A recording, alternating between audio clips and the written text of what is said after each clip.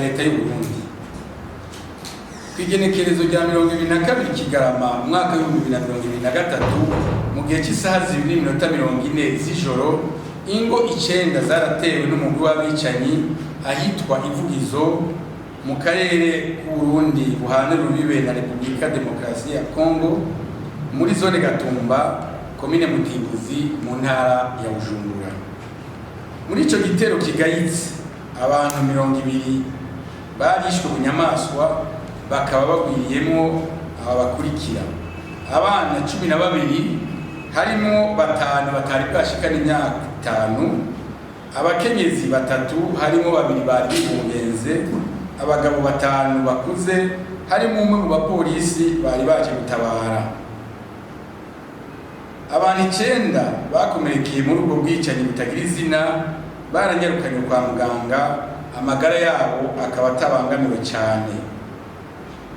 Abagize leta banyarutse gushika aho iryo bara ryagwiriye kugira ngo bibonere ako kamaramaza bongere baremeshe abenegihugu. Amatohoza akaba yatanguye kugira ngo abakoze iryo bara bamenyekane bongere bashengezwe imbere y'ubutungane. Leta y'u Burundi irateye ivyatsi ubwo bwicanyi butagira izina bwakorewe abenegihugu bitekaniye bagwiriyemo abakenyezi n'ibibondo.